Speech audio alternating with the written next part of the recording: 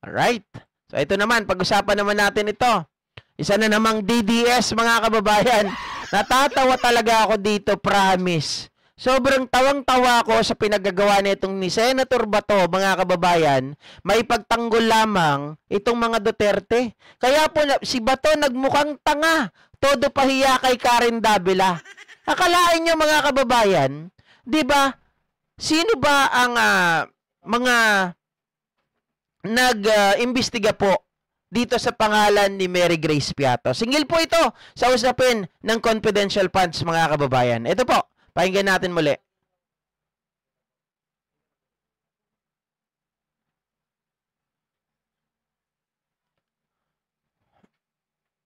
Anong masasabi niyo sa paggamit ng confidential funds ni VP Sara Duterte? Tama o mali? Well, this is confidential. Bahala sila kung paano nila gamitin yan. Basta, hindi nila ibulsa. Yun lang sa... Mali, mga kababayan. Mali po. Eto, halata po, mga kababayan. Medyo nabubulol ako. Wait lang. Relax ko lang yung sarili ko. Eto po. Di ba tanong ni Karen Davila ay, naniniwala ka ba na tama ang paggamit ni Sara Duterte doon sa confidential funds? Or... Anong masasabi niyo sa paggamit ng confidential funds ni VP Sara Duterte? Tama o mali? Well, this is confidential. Bahala sila kung paano nila gamitin yan. Basta... Okay, mga kababayan, ang sagot ni Bato, tama ba ang paggamit ni VP Sara ng confidential funds? Tama ba o mali? Sabi niya ganon, mga kababayan, mga ka-GP Natics, yan ay confidential. Bahala sila kung paano nila gamitin as long as wag nilang ibubulsa. Mali! Mga kababayan, ano yung mali? Meron pong parameters na ginagamit, mga kababayan, kung paano po gamitin ang confidential funds. Kaya nga po, merong circular. May circular kung paano gagamitin dahil may requirements on how to use it. Hindi pwedeng gamitin ito kagaya ng sinabi ni Sara Duterte na planting of trees. 'Di ba? Mali 'yon. Ano pa yung sinabi niya na ginagawa niya sa Davao dati nung siya ay mayor? Feeding program, libreng sakay program. Mali po 'yon. Wala po 'yon sa joint circular, mga ka-GP Natics, on how to use confidential funds. Dahil nga po merong ang confidential funds natin, binibigay po ito sa mga normally sa mga mayor, presidente, 'di ba? Doon sa may mga kinalaman sa security. 'Di ba? Sa mga agency na may kinalaman sa security.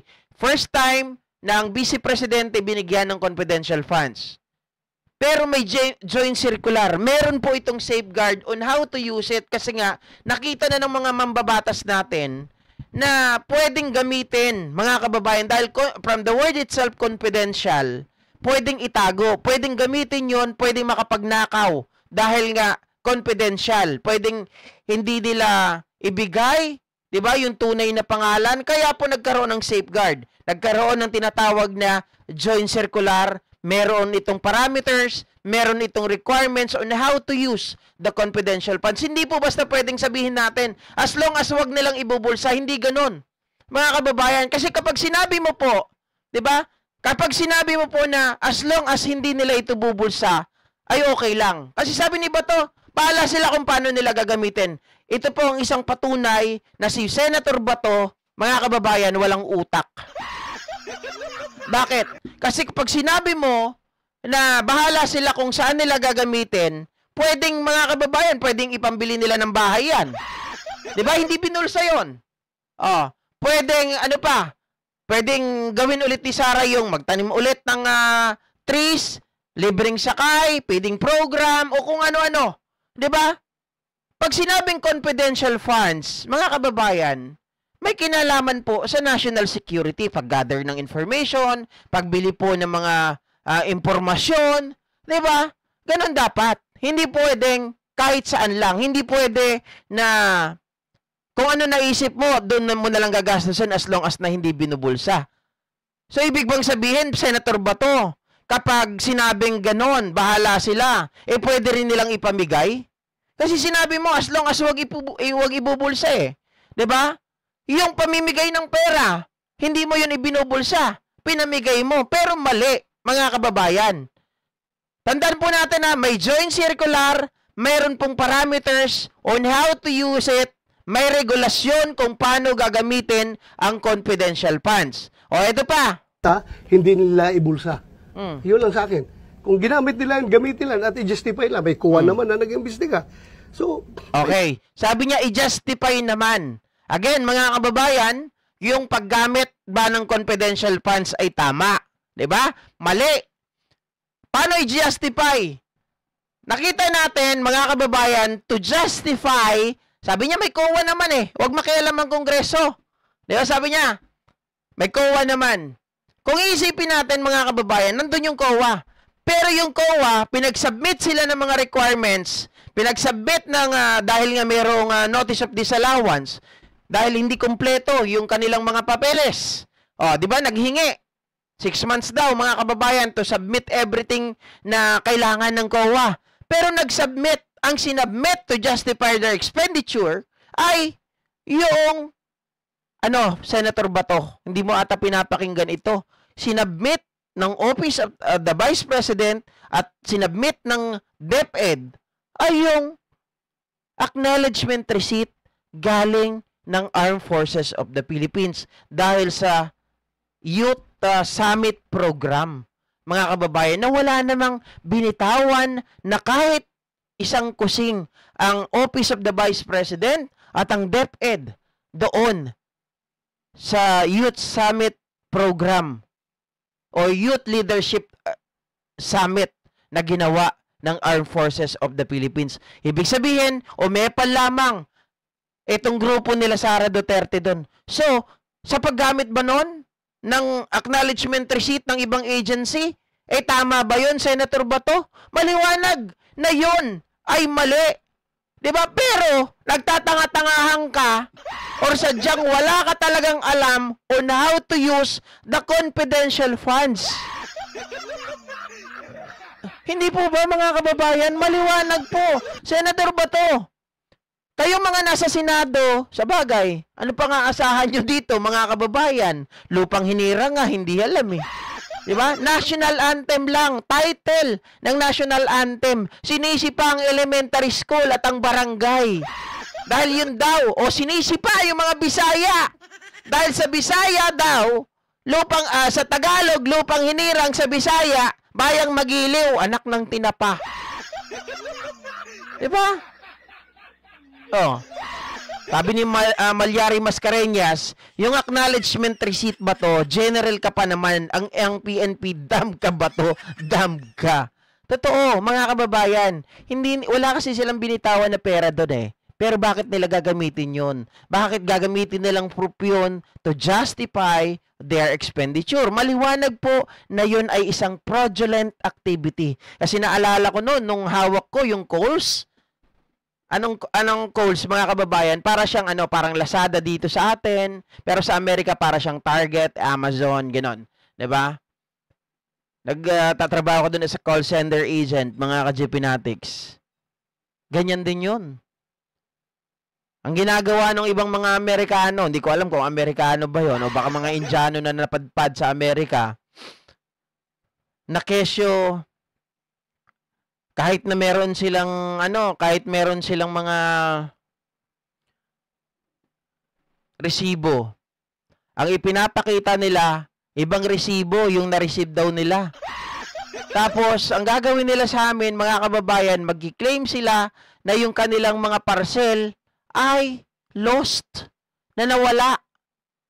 Pero yung resibo daw nasa kanila, pero wala daw yung mga gamit. Parang ganito rin yun, yung ginagawa ni Sara Duterte, mga kababayan. Wala kang binitawan, pero gusto mong humamig. Gusto mo pang madoble. Parang tanga to si Bato, no? Grabe, tawag dito, makampihan lang talaga niya yung mga Duterte, nagpapakagago. Ibistigan mo sa kuha kung mayroong mga pagkakamali. Kuha will determine everything and they will be the ones to recommend the filing of the case kung meron. So wala kayong nakitang maliit kay Mary Grace Piatos, yung mga pirmang pare-pareho? Bakit kasi nagbubukas. Magtanong nga kayo sa Davao kung Bakit kasi nagbubukas? Magtanong nga kayo sa Davao. Wala ba kayo nakikitang mali sa paggamit ng mga pare-parehong pirma sa mga peking pangalan na Mary Grace Piatos? Sabi niya, bakit ba kasi? Magtanong nga kayo sa Davao sa mga Piatos. May nagsabi niyan, mga kababayan, meron daw talaga mga Piatos. 'Di ba? Kaya lang ang Piatos po sa Davao, yung nagmamay-ari ng mga lupain, single T. Yung Mary Grace Piatos nila, double T. 'Di ba? Piattos. sino yung Mary Grace Piatos? Kilala niyo- Maraming Piatos na sa Davao. Totoo ba to, sir? Ito naman, Mamatay ko! Mamatay ako.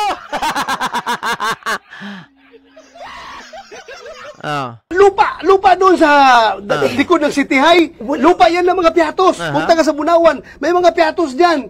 Hindi ko lang alam kung sino si Mary Grace, ha? Pero mga Hindi ka, biro mo nagturo ka. Diyan lupa sa ewan na ganyan, sa Bunawan, may mga Piatos diyan. Pero hindi ko lang alam kung sino si Mary Grace Piatos, ha?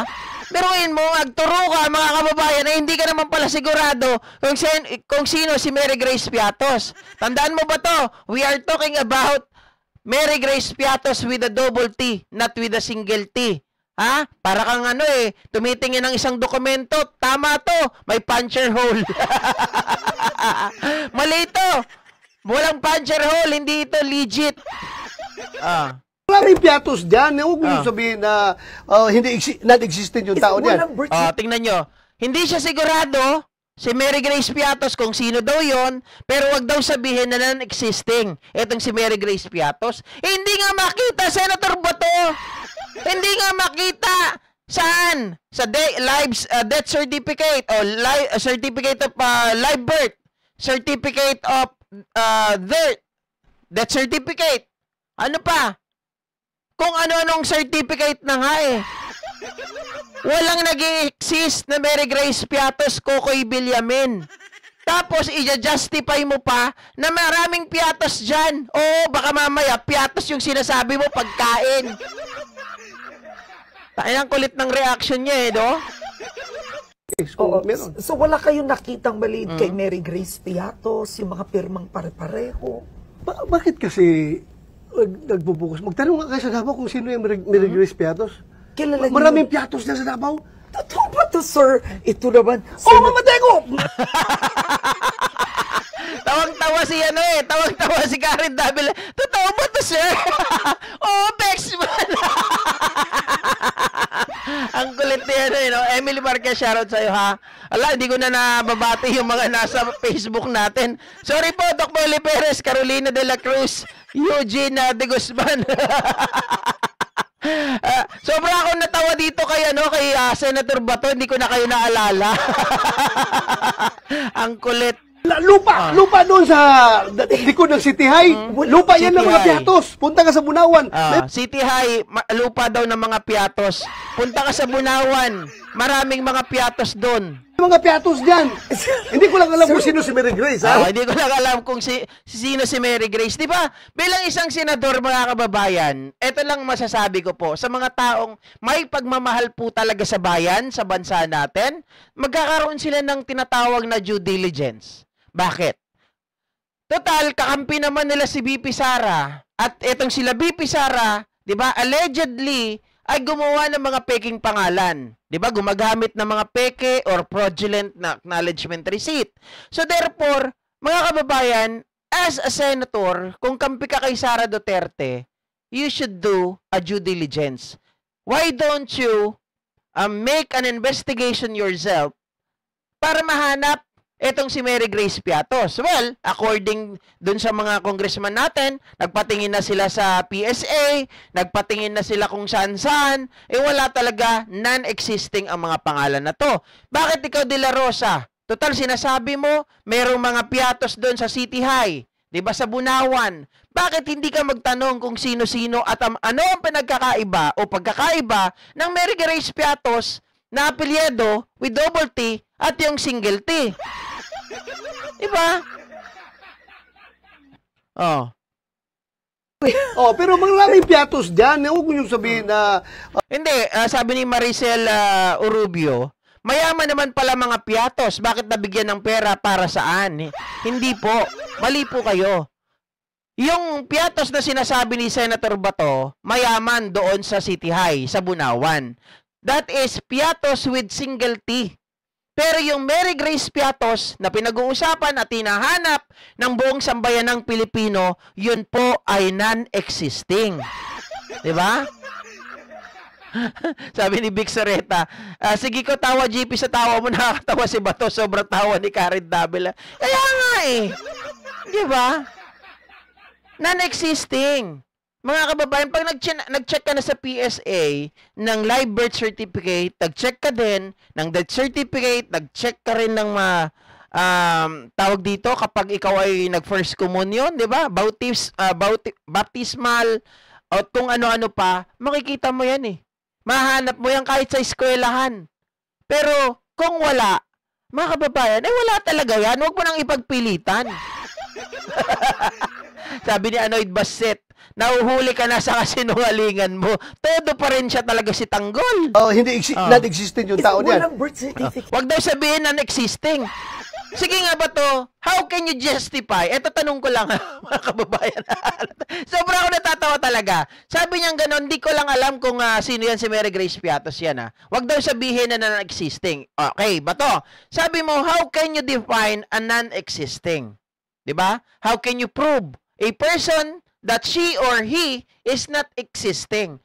Di ba mga kababayan, yung ginawa ng kongresista natin is enough to substantiate their allegation that those person or this person is not non-existing kasi nga, ulitin ko, Bato, pag sinabing walang live birth certificate, galing sa PSA, sa NBI, wala ring death certificate, wala ring baptismal, wala ring mga school na pinanggalingan.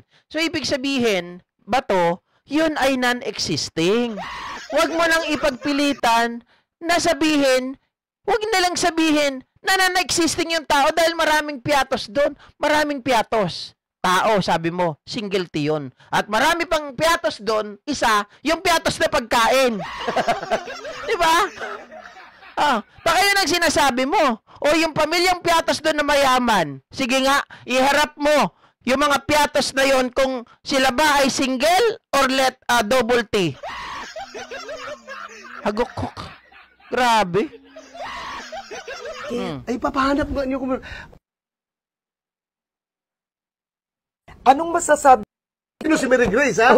Oh, pero maraming piatos dyan. Huwag mo yung sabihin na non-existent yung tao dyan. Walang birth certificate. Ay, papahanap nga niyo kung... Sabi ni Gamel Serial, may Mary Grace Piatos sa Davao pero 1879 pa yung namatay. Okay. Sige, granting na merong Mary Grace Piatos pero 1879. Sige nga. Ano to? Gamel Serial. Pababalikin ba natin? Ano, glorified body din ba yan? Ano ba yan? Reincarnation? Sabi ni Roel Manuel, may piatos talaga sa Davao. Ano akala nyo sa inyo lang may piatos? Tama. Lahat naman ng lugar may piatos yung pagkain. Di ba? Ang kulit nito ni Batay, pagpipilitan talaga. Ay, sorry sir biro ko lang yun, Sir Gamel Serial yung Mary Grace Piatos na namatay noong 1879. Hindi na po yan, hindi na yan magre-reincarnate. Reincarnate para mabigyan ng pera. Diba? Sabi ni Diamond Robin, punta ka na sa PSA lalong wala, kahit baptismal, certificate, kahit saan man simbahan, punta ka naman sa local registrar. Wala rin, parang si Alice Go, walang childhood recollection, wala, DepEd. Yun nga diba? Diyos mio. Nakakaurat itong si Bato, Mama Gloria Shebert. Pero inyo ipipilit yung mga bagay na napatunayan mo na sa bagay. Tanga talaga ito di ba? Nakita na nga natin, ang pinagbasihan niya lang ng legitimize or legitimacy ay yung puncher hole. Ngayon, hindi pa raw natin pwedeng sabihin na non-existing ang isang tao kahit na Kahit na napatunayan mo na, nagpunta ka na sa local city registrar, nagpunta ka na sa PSA, nagpunta ka na sa NBI, nagpunta ka na sa police, nagpunta ka na sa barangay, wala. Tapos sasabihin mo, huwag nyo sabihin non-existing yan. Tapos doon sa paggamit, sige, confidential, from the word itself, confidential. Gamitin nila, basta wag lang ibubulsa kahit saan. Ha? Ucha. Para saan pa ang safeguard na tinatawag natin doon sa paggamit ng confidential funds kung pwede naman palang gamitin kahit saan? Tanga. Sabi ni Mona, buti pa Grace Piatos naging famous. Sana all. Oh. Ma'am Eva Narita, shoutout po. Ayun lang. Nakaabot daw siya. Kaya lang huli na. Di ba? Sabi ni Marlon Ubando, pakantahin na lang ng Bayang Magiliw 1,000 times. Yeah. Yung Bayang Magiliw, alam mo parang talagang itong si Bato, sabi ni JDB dati sa akin, nakikipagtalo yan si JDB sa akin. Sabi niya, ganun din, matalino talaga yan si Bato. Sabi ko, paano naging matalino? Hindi, sabi niya, naalala mo, ang requirements ng mga DDS, yung mga matatalino, nagiging bobo. Requirements kasi sa kanila maging tanga at bobo. Kaya na bobo. Wala nang matandaan. Pati yung mga kababayan, bilang isang pulis, kung ikaw ay mag-iimbestiga, may hinahanap kang tao, yan ang una mong pupuntahan. Tama? PSA, NBI, police. Kasi ang tao, normal, kapag yan ay nagtatrabaho, kumukuha po yan ng birth certificate. Kumukuha po yan ng baptismal. Kumukuha po yan ng police clearance. Kumukuha po yan ng NBI clearance.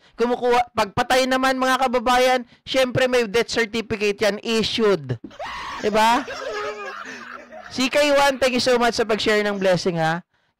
Bilang isang officer, general ka pa dati, chief PNP, normal na yun ang mga stage, yun ang mga tawag dito mga kababayan, bilang isang investigador kung marunong kang mag-imbestiga.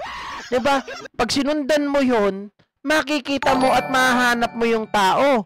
'Di ba? Pag may kriminal nga mga kababayan, 'di ba sa isang pulis, may hinahanap na kriminal. Ang hahanapin niyan una, existing ba 'to? 'Di ba? Saan kaya 'to nakatira? Yan yung mga hahanapin nila. Pero itong si Bato mukhang tila nakalimot.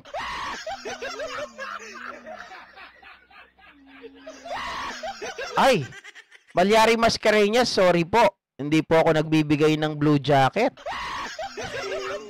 Asawa ko lang po yung may blue jacket dito, tapos si Tita Carclea ata.